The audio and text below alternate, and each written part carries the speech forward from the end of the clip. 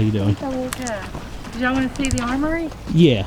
Do you have your tickets? Oh, yeah, yeah. The Blacksmith are back there and the Shoemaker are back there. Okay. Thank you. Thank y'all. Our tin shop here. If you have questions about anything, let me know. I'm happy to talk to you Okay. folks.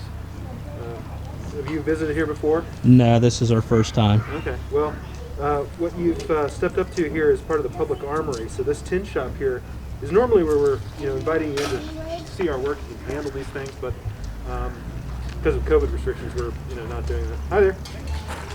But with that, everything you see on the table is a part of the public armory's production. It's tinware that's going out to Virginia's military. And so because it's made out of very thin sheets of iron with a tin coating on top of that to keep it from rusting, you're going to have a material that's lightweight and durable and inexpensive so that you can practically have campwear for your troops. But if you have questions about anything, let me know. Happy to talk to you about anything you're specifically interested in. Okay. Thank you. Yeah, you're welcome.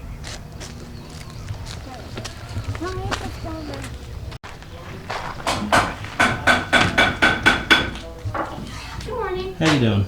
Good. How are you today? All right. Good. If you have questions about anything you see, I'm happy to answer them for you. Okay. Thank you. Sure.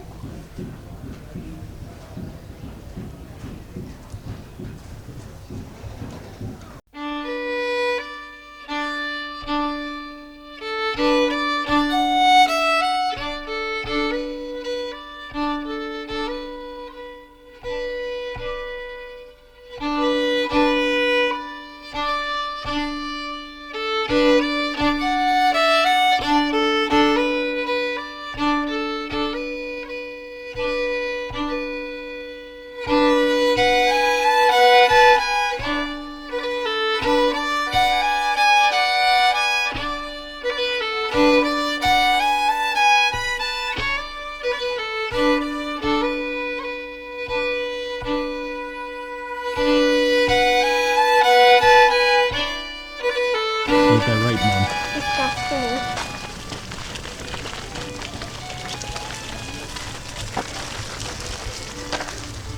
Can you push that over?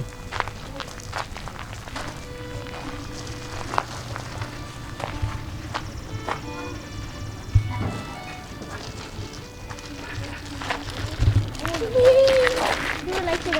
Joy, can I tell you to make me go around the circle?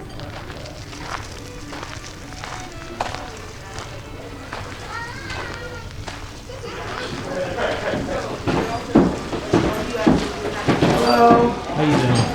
Doing well. I like the idea of doing it. That's being slightly responsible.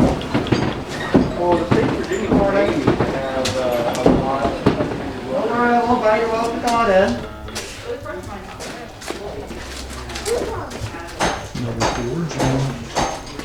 Welcome to the Anderson Blacksmith shop.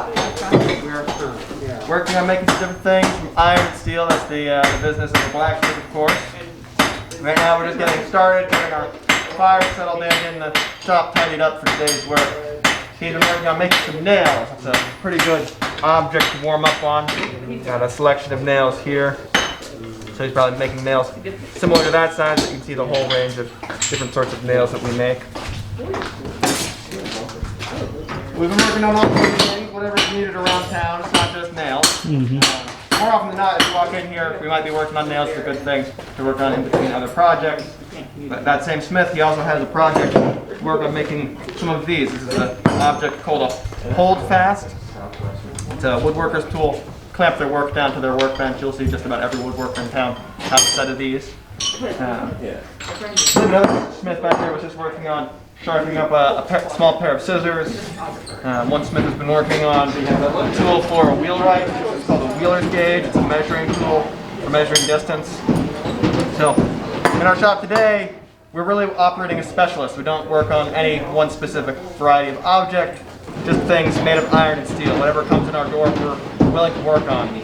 And historically, it's pretty much the same, that this shop was also a general shop, basically a service business, working on an order-to-order basis. Now, the sorts of orders they were getting in the 18th century are different than what we deal with today, because our customers are different. In the 18th century, the major staple of our work here would be a lot of repair work. things that are broken and need mending, old tools, mechanized things like a lock. These regularly need maintenance. There's many little moving parts in there to go wrong. Things like that need repair. As a resident of Williamsburg, if you need any of these very common iron steel objects that everyone in town is using, say you want a new cooking spoon like this one, you can probably go down to the merchant store and find one right on the shelf and buy it like you would today from a store. That spoon was probably made over in England. Now, it was made by a smith working the same way I do. However, he's probably only making spoons and doing it a lot quicker and a lot cheaper than I am. You're going to prefer to buy those English-made goods when you can. So for a blacksmith like me, a lot of those common things I'm not working on, I'm working on what the store can't deliver you. So if you need something custom made, if you need a regional item around here, the big cash crop is tobacco. So these are tobacco farming hoes over here. This is something that our shop worked on a lot in the period. And like I mentioned, repair work. Now, that all changes when we go to war with England, as you can probably imagine. When you go to war with your supplier of goods, you stop being able to get those goods.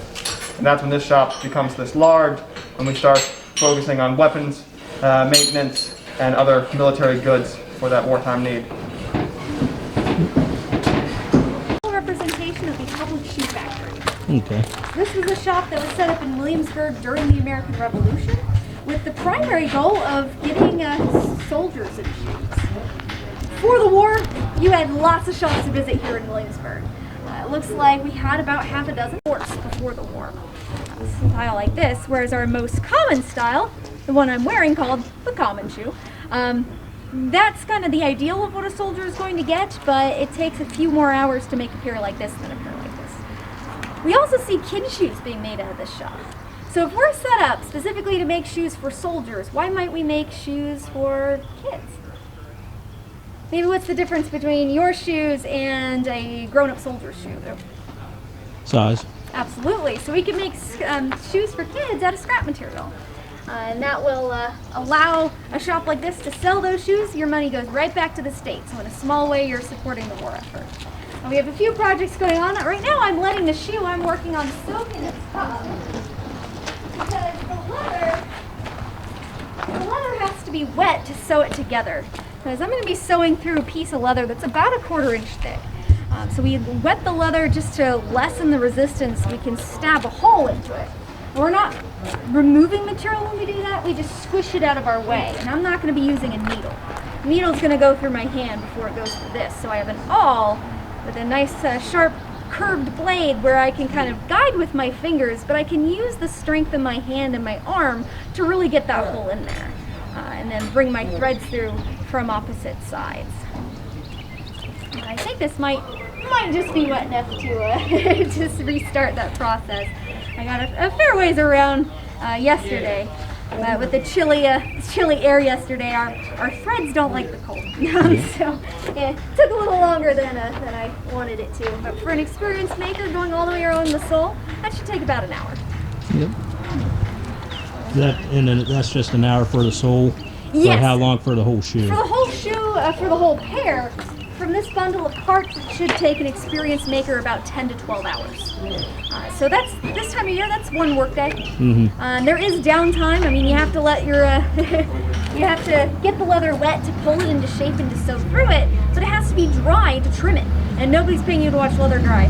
So in a civilian shop, working on 2 different pairs at a time made sense, especially if you've got something like a simple pair of slippers that only takes 4 hours. You can easily get both of those things done in a day if the weather cooperates and you're managing your time.